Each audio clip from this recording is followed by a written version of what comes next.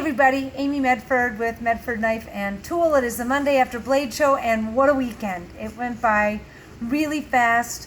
Met a bunch of awesome people.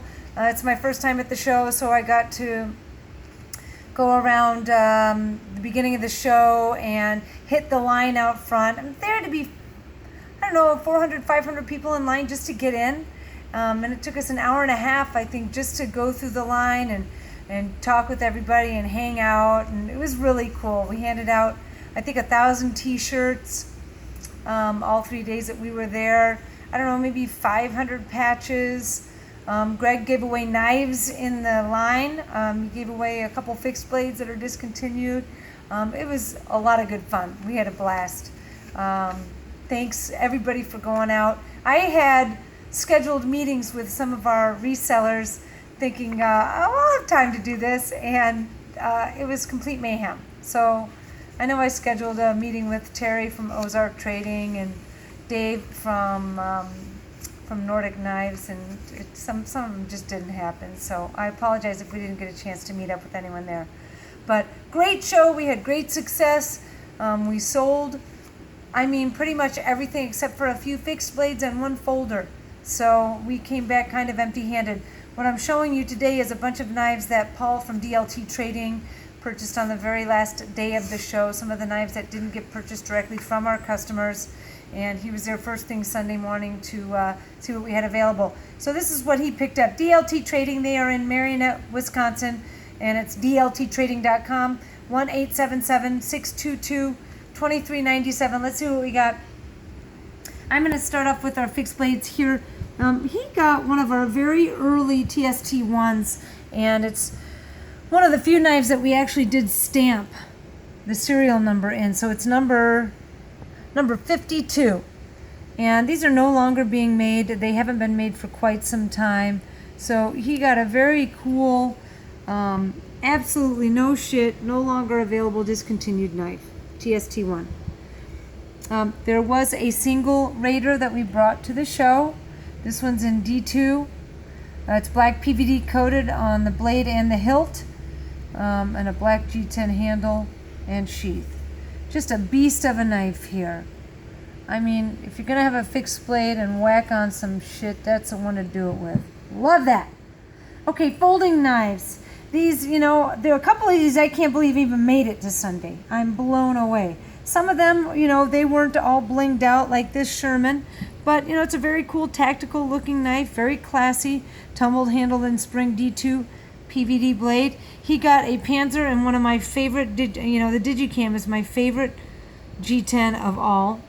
Probably not everybody's, but I dig it. I think it's nice and subtle. It's kind of muted. It's not over the top. A black PVD D2 blade and PVD spring. I just think that goes together really nicely.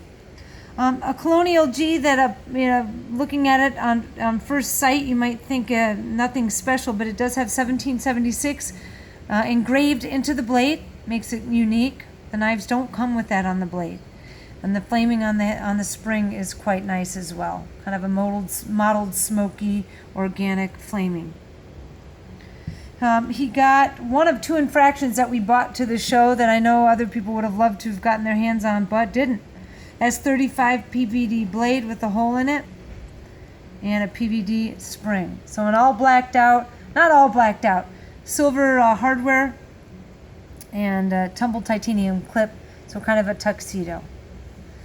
This Viper, really didn't make. Nobody picked this one up. I think the lighting at Blade Show wasn't perfect, so if anything wasn't jumping out of the case saying, "Hey, I've got all these extra custom upgrades," it might get lost on the eye. And this has really nice contouring on the handles, which a lot of people who don't know the knife might not even know it's been done to it.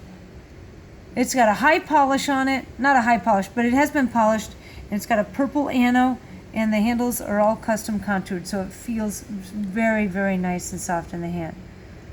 And a D2 tumble blade. I can't believe that made it. This one also, I think, got lost in the lighting. This is our new anodizing, the OD green matte anodizing on the handles that Mike came up with by mistake. He was out there. It's how many inventions come about. It was unintentional. So he was working the anodizing spectrum and overshot it on a certain custom knife. Then he tried to bring it back down again. I think he ended up burning the handle. And that's how he came up with this really cool chalky matte green. It's got PVD clip and hardware and a D2 tumble tanto blade. A Marauder here, very classy, very tuxedo-like. It's a 3V tumbled drop point, black PVD handle and spring with the brushed grooves in post-process that give it that very cool contrast. A MIDI Marauder, another one that, I'm just blown away. It's got 2 different levels of sculpting on here. It also has second level anodizing on it. So it's got this pearlescent look to it, kind of like an abalone shell. It's got these grooves hand sculpted into the top. Those are not milled in. These 2 have been milled in. They're bead blasted, and then it was polished on the tops and sculpted on 2 different levels. A D2, and it's got a satin blade. Just a lovely, lovely knife. This Gigantes, really? S35 PVD blade. Here's that OD green, matte green. And then so he sculpted it, anoded it, and then went back in and did polish on the peaks and flamed it. Flamed hardware and clip to complement the peaks on this, and we call that the lazy river motif. So congrats, Paul, on getting that, and to the future owner who's going to snag that from DLT Trading before we know it. A short Gantes. All PVD. We bought 3 and this was left. Again, I think because it was all matte, blacked out. It wasn't very visible in the case. It does have the titanium hardware and it is blacked out. So a stealth short Gantes. I'm going to post this and 30 minutes later, Paul's going to start getting phone calls. Guaranteed. Because I have a couple customers who asked me if they could have it. But Paul got it. Okay. And one of our discontinued knives. No longer available. You can't order it off the website. We've cut our last Arctica part. This is done. So, if you're looking for a tuxedo Arctica with a tumbled D2 blade and P3 coated breaker, that breaker can take care of business. That is a serious breaker. Stainless steel hardware and brushed grooves. Fantastic. Fantastic. The other Arctica sold. Sean knows all about that one, because he did the artwork on it. He lasered it on there. It's got the icebreaker. That went to Shane. Shane was there with his son, Craig. Shane Wood. Really cool meeting you guys out there. We had a good time. Call up Paul at DLT or speak with anybody else there. They're always very helpful. They answer the phone. They're very accessible. And I really like dealing with those guys. So call them up and see if you can get your hands on something. And hello to everybody else. Thank you so much for going out. It went by like that. It was Thursday we were flying out there, and I blinked, and it was Sunday, and we were coming back. So it was really good fun. I had a good time, and I don't feel too wrung out from it either. So glad to see everybody there. If I didn't get to see you there, the next big show we're doing is SHOT Show. So we won't be doing anything until then. We have cut out all of our smaller shows. So if you're chomping at the bit to meet us, shake hands, get your hands on some knives. Those are the 2 shows you have your chance to come out and see us. Unless things change in the future, that's how it's going to be. So I think that's it. You guys have a great Monday. Nice chatting with you guys. We'll talk again soon. Until then, I'm out.